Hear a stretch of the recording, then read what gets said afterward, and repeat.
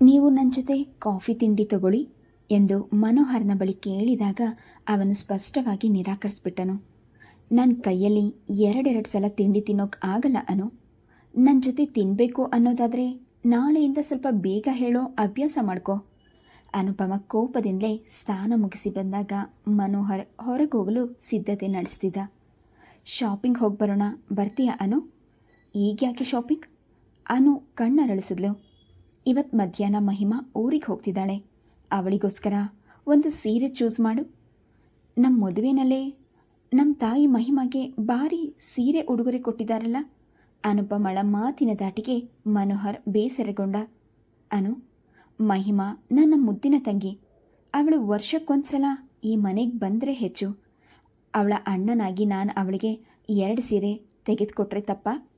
ಅನುಪಮ ಕೆನ್ನೆ ಉಬ್ಬಿಸಿದಳೆ ವಿನಃ ಮಾತನಾಡಲಿಲ್ಲ. ಮನೋಹರ್ ಅವಳನ್ನು ಪುನಃ ಕರೆಯದೆ ಹಾಗೆ ಹೊರಟ್ಬಿಟ್ಟ. ಮದುವೆಯಾದ ಮರುದಿನವೇ ತಮ್ಮ ಇಬ್ಬರಲ್ಲಿ ಮನಸ್ತಾಪ ಉಂಟಾಗಿದ್ದಕ್ಕೆ ಅವನಿಗೆ ಬೇಸರವಾಗಿತ್ತು. ಮುಖ ದಪ್ಪ ಮಾಡಿಕೊಂಡು ಕುಳಿತ ಸೊಸೆಯನ್ನು ಕಂಡು ಶಾರದಮ್ಮನಿಗೆ ಆಶ್ಚರ್ಯವಾಯಿತು. ಮನು, ಎಲ್ಲಿಗೆ ಹೋದ್ನಮ್ಮ? ಉರಿಯೋ ಬತ್ತಿಗೆ ಅಗ್ನಿ ಸುರಿದಂತೆ ಅವರ ಪ್ರಶ್ನೆ ಅವಳನ್ನು ಕೆರಳಿಸಿತು.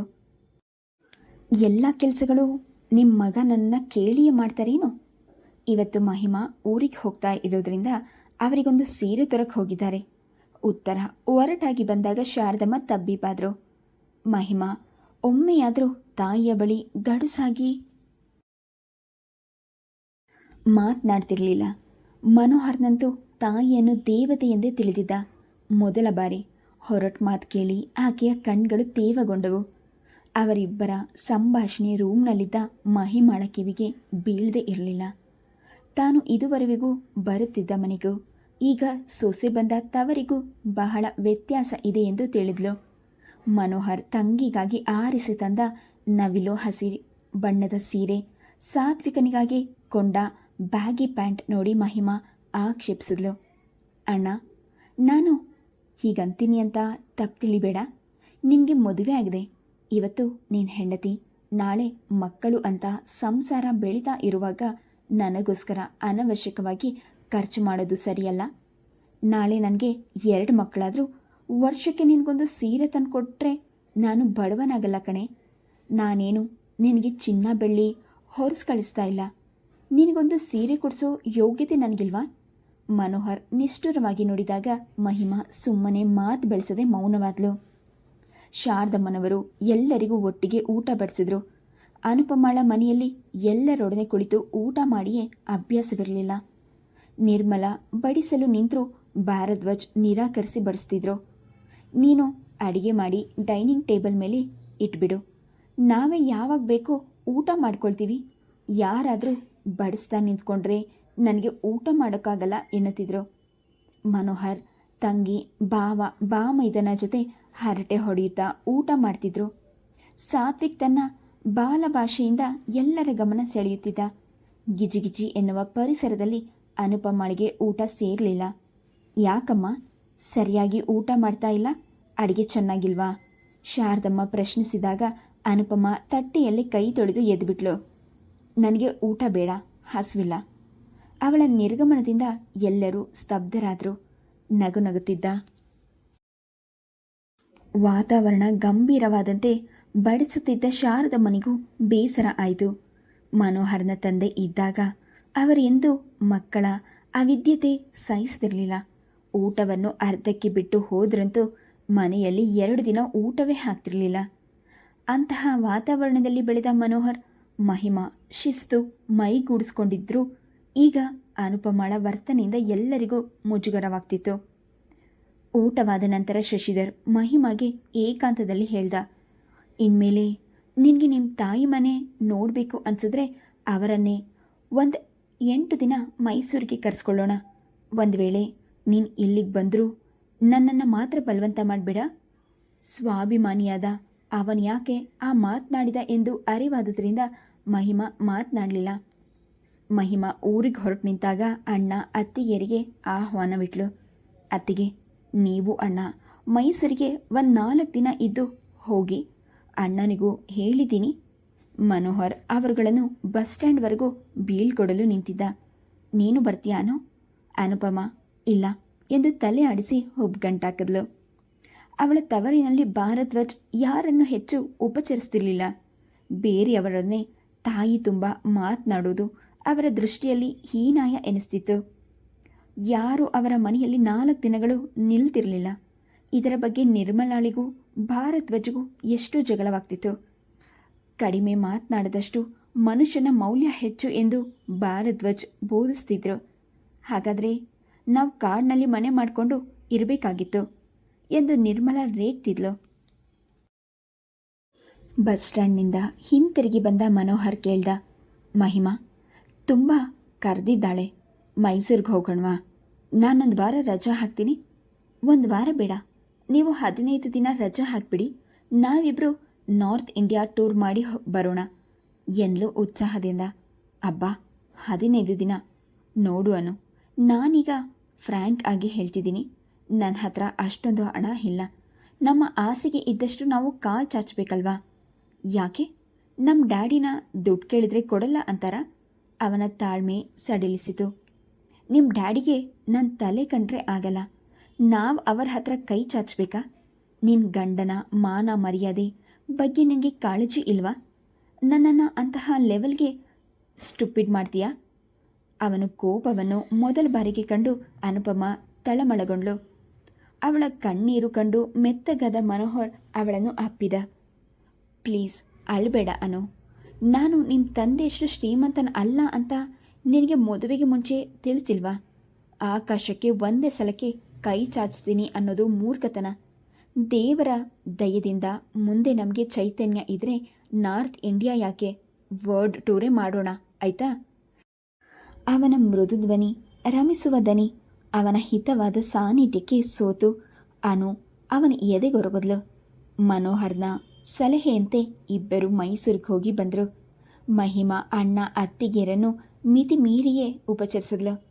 ಸುತ್ತಮುತ್ತಲಿನ ರಮ್ಯ ಸ್ಥಳಗಳನ್ನು ಮನೋಹರ್ನೊಂದಿಗೆ ಸುತ್ತಾಡುವಾಗ ಅನುಪಮಾಳಿಗೆ ತುಂಬ ಖುಷಿಯಾಗಿತ್ತು. ಹೊರಡುವಾಗ ಮಹಿಮಾ ಅನುಪಮಾಳಿಗೆ ಸೀರೆ, ಮನೋಹರನಿಗೆ ಶರ್ಟಿನ ಪ್ಲೀಸ್ ಇಟ್ಟಾಗ ಮನೋಹರ್ ಪ್ರತಿಭಟಿಸಿದ. ಈಗ್ಯಾಕೆ ಇದೆಲ್ಲ ಪರ್ಚೇಸ್ ಮಾಡಿದೆ? ನಾವೇನು ದೂರದವರ?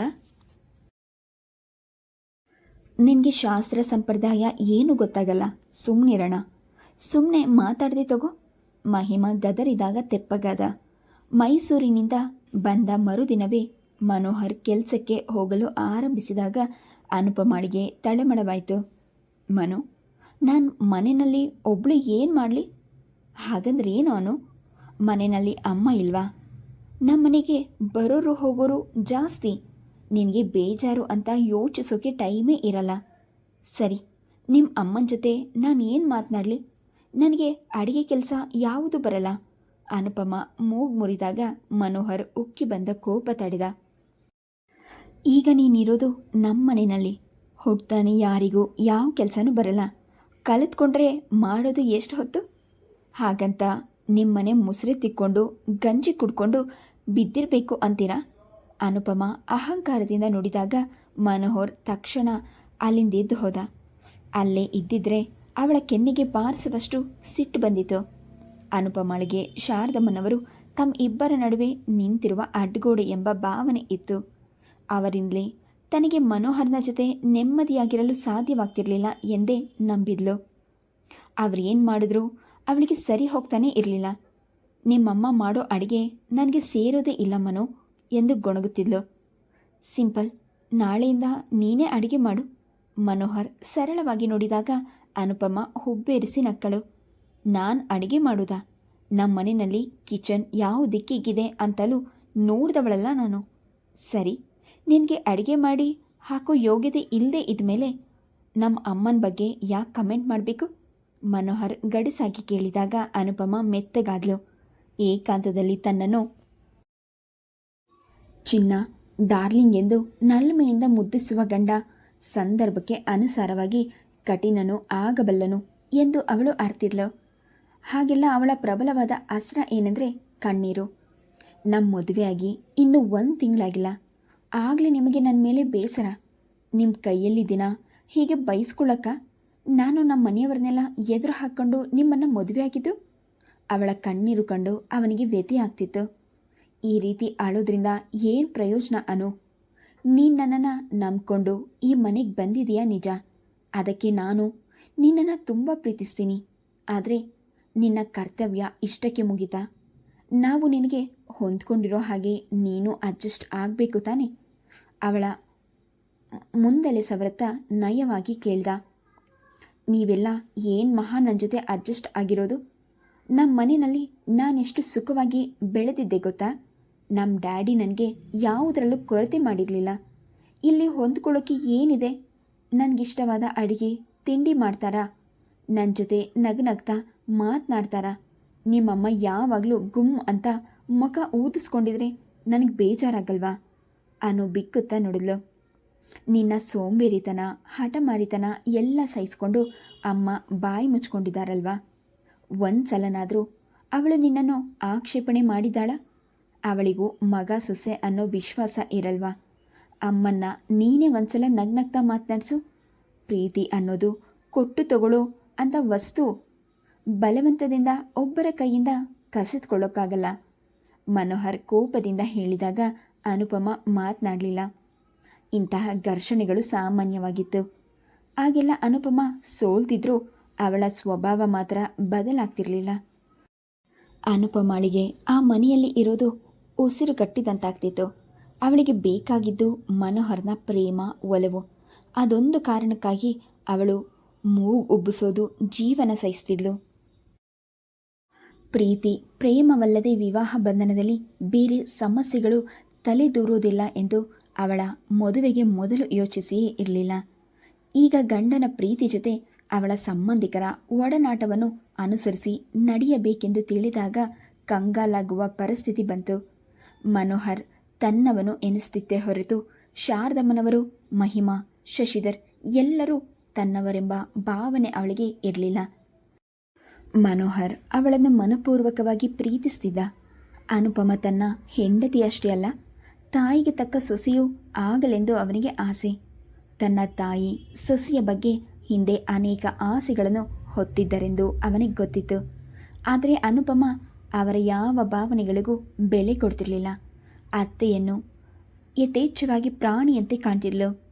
ಅವಳಿಗೆ ಹೊತ್ತಿಗೆ ಸರಿಯಾಗಿ ಊಟ ತಿಂಡಿ ಒದಗಿಸುವುದಕ್ಕೆ ಮಾತ್ರ ಅವರ ಅವಶ್ಯಕತೆ ಕಾಣ್ತಿತ್ತು. ಮಿಕ್ಕ ಸಮಯದಲ್ಲಿ ಅವಳು ಅವರನ್ನು ತಿರುಗಿಯೂ ನೋಡ್ತಿರಲಿಲ್ಲ. ರೂಮಿನಲ್ಲಿ ಬಾಗಿಲು ಹಾಕೊಂಡು ಕುಳಿತುಬಿಡ್ತಿದ್ಲು. ಅವಳ ಸ್ವಭಾವ ಅರಿತ ಮೇಲೆ ಶಾರದಮ್ಮನವರು ತಾವಾಗಿ ಅವಳನ್ನು ಮಾತನಾಡಿಸೋದನ್ನು ಕಡಿಮೆ ಮಾಡಿದ್ರು. ಅವಳಿಗೆ ಯಾವ ಕೆಲಸವನ್ನು ಹೇಳ್ತಿರಲಿಲ್ಲ. ಆದರೆ ಅನುಪಮ ಯಾವ ಜವಾಬ್ದಾರಿಯನ್ನು ವಹಿಸಿಕೊಳ್ಳದೆ ತನಗೂ ಈ ಮನೆಗೂ ಯಾವ ಸಂಬಂಧವೂ ಇಲ್ಲದಂತೆ ವರ್ತಿಸೋದು ಅವರಿಗೆ ಕೋಪ, ಬೇಸರ ಉಂಟಾಗ್ತಿತ್ತು. ಮನೋಹರ್ನ ಕೆಲಸಗಳು ಹೋಗಲಿ, ಕಡೆಯ ಪಕ್ಷ ತನ್ನ ಸಾಮಾನುಗಳನ್ನು ಅಚ್ಚುಕಟ್ಟಾಗಿ ಜೋಡಿಸಿಕೊಳ್ಳಲು ಅವಳಿಗೆ ಗೊತ್ತಾಗ್ತಿರಲಿಲ್ಲ. ಮನೋಹರನೇ ಅವಳ ಸೀರೆ, ಬಟ್ಟೆಗಳನ್ನು ಮಡಚಿರ್ತಿದ್ದು ಉಂಟು. ಶಾರದಮ್ಮ ಅದನ್ನೆಲ್ಲ ನೋಡಿದ್ರೂ ಮಾತನಾಡದೆ ಮೌನವಾಗಿರ್ತಿದ್ರು. ಶಾರದಮ್ಮನವರಿಗೆ ನೆಂಟರು, ಸ್ನೇಹಿತರು ಜಾಸ್ತಿ. ವಾರಕ್ಕೆ 4 ಬಾರಿಯಾದರೂ ಯಾರಾದರೂ ಮನೆಗೆ ಬರುತ್ತಲೇ ಇದ್ದರು. ಭಾರದ್ವಾಜ್ ನೆಂಟರಿಷ್ಟರನ್ನು ಹೆಚ್ಚಾಗಿ ಪ್ರೋತ್ಸಾಹಿಸ್ತಿರಲಿಲ್ಲ. ನೆಂಟರು ಹತ್ತಿರ ಇದ್ದಷ್ಟು ಜಗಳ, ಮನಸ್ತಾಪ ಜಾಸ್ತಿ ಎನ್ನುವ ಭಾವನೆ ಅವರದು. ಅವರ ಸ್ನೇಹ ವಲಯದಲ್ಲೂ ಮನೆಗೆ ಬರ್ತಿದ್ದವರ ಸಂಖ್ಯೆ ಕಡಿಮೆ. ಸದಾ ಮೌನವಾಗಿದ್ದ ವಿಶಾಲವಾದ ಮನೆಯಲ್ಲಿ ಬೆಳೆದ ಅನುಪಮಾಳಿಗೆ ಚಿಕ್ಕ ಮನೆಯಲ್ಲಿ ನೆಂಟರು ಗಿಜಿಗಿಜಿ ಎನ್ನುತ್ತಿದ್ರೆ ತಲೆ ಸಿಡಿಯುತ್ತಿತ್ತು. ಥೂ, ಈ ಹಾಳು ನೆಂಟರ ಹಾವಳಿಯಲ್ಲಿ ನನಗೆ ಮಧ್ಯಾಹ್ನ 1 ನಿಮಿಷ ಕಣ್ಣು ಮುಚ್ಚೋಕ್ಕಾಗಲ್ಲ. ಮಧ್ಯಾಹ್ನ ಬಂದವರು ಸಾಯಂಕಾಲದವರೆಗೂ ಜಾಂಡ ಊರ್ತಾರೆ. ಇವರಿಗೆಲ್ಲ ಮನೆಗತಿ ಇಲ್ವಾ? ಅತ್ತೆಗೆ ಕೇಳುವಂತೆಯೇ ಗೊಣಗ್ತಿದ್ಲು. ಅತಿಥಿಗಳು ಬಂದರೆ ಅನುಪಮ ಔಪಚಾರಿಕವಾಗಿಯೂ ಹೊರಗೆ ಬರ್ತಿರಲಿಲ್ಲ. ಶಾರದಮ್ಮ ಅವರನ್ನು ಗೇಟಿನವರೆಗೂ ಬೀಳ್ಕೊಟ್ರು ಕೊಂಕಾಗಿ ನುಡಿಯುತ್ತಿದ್ಲು. ಇವರುಗಳಿಗೆ ಬಿಟ್ಟಿ, ಕಾಫಿ, ತಿಂಡಿ ಕೊಡೋದಲ್ಲೇ ಗೇಟಿನವರೆಗೂ ಬಿಡಬೇಕಾ? ಹಾಗೆಂದು ಸೊಸೆಯ ಸ್ವಭಾವಕ್ಕೆ ಹೆದರಿ ಮನೆಗೆ ಬಂದವರನ್ನು ಬರಬೇಡಿ ಎಂದು ನೇರವಾಗಿ ಹೇಳಿ ಅಟ್ಟಲು ಸಾಧ್ಯವೇ? ಅತಿಥಿಗಳ ಬಗ್ಗೆ ಅನುಪಮಾಳಿಗಿರುವ ಮನೋಭಾವ ಕಂಡು ತಾಯಿ ಮಗ ಇಬ್ಬರಿಗೂ ಬೇಸರವಾಗ್ತಿತ್ತು. ಒಮ್ಮೆ ಶಾರದಮ್ಮನವರು ತರಕಾರಿ ತರಲು ಅಂಗಡಿಗೆ ಹೋಗಿದ್ರು. ಅನುಪಮ ಟಿವಿಯಲ್ಲಿ ಪ್ರಸಾರವಾಗುತ್ತಿದ್ದ ಕಾರ್ಯಕ್ರಮ ನೋಡುತ್ತಾ ಕುಳಿತಿರುವಾಗ ಕಾಲಿಂಗ್ ಬೆಲ್ ಸದ್ದಾಯಿತು. ಆಸಕ್ತಿಯಿಂದ ವೀಕ್ಷಿಸುತ್ತಿದ್ದವಳಿಗೆ ಭಂಗವಾದಂತೆ ಅನುಪಮ ಮುಖ ಗಂಟು ಹಾಕೊಂಡು ಎದ್ದು ಬಾಗಿಲು ತೆರೆದಾಗ ಮಧ್ಯ ವಯಸ್ಸಿನ ಹೆಂಗಸನ್ನು ನೋಡಿ ಅವಳು ಗಲಿಬಿಲಿಗೊಂಡ್ಳು. ನೀನು ಅನುಪಮ ಅಲ್ವೇನಮ್ಮ ಎಂದಾಗ ಆಕೆಯ ದನಿಯಲ್ಲಿ ಆತ್ಮೀಯತೆ ಇಣುತ್ತಿತ್ತು. ತನ್ನನ್ನು ಸಲಿಗೆಯಿಂದ ಏಕವಚನದಲ್ಲಿ ಸಂಬೋಧಿಸುವ ಈ ಹೆಂಗಸು ಯಾರೆಂದು ಅನುಪಮಳಿಗೆ ತಟ್ಟನೆ ಗೊತ್ತಾಗಲಿಲ್ಲ. ಶಾರದಾ ಮನೆಯಲ್ಲಿ ಇದ್ದಾಳೆ ತಾನೆ? ತನ್ನ ಅತ್ತೆಯ ಬಗ್ಗೆಯೂ ಇಷ್ಟು ಆತ್ಮೀಯವಾಗಿ ಮಾತನಾಡುವ ಈಕೆ ಯಾರು ಇರಬಹುದೆಂದು ಅವಳು ಚಿಂತಿಸ್ತಿರುವಾಗಲೇ ಆ ಹೆಂಗಸು ನಗುತ್ತಾ, ಯಾಕಮ್ಮ ಗುರುತು ಮರ್ತೋಯ್ತೆ? ನಾನು ಲಕ್ಷ್ಮೀದೇವಮ್ಮ. ನಿನ್ನ ಮದುವೆ ಸಮಯದಲ್ಲಿ ನಾನೇ ಅಲ್ವಾ ಆರತಿ ಎತ್ತಿ ನಿನ್ನನ್ನು ಈ ಮನೆ ತುಂಬಿಸ್ಕೊಂಡಿದ್ದು. Please subscribe the channel, like and share. Thank you.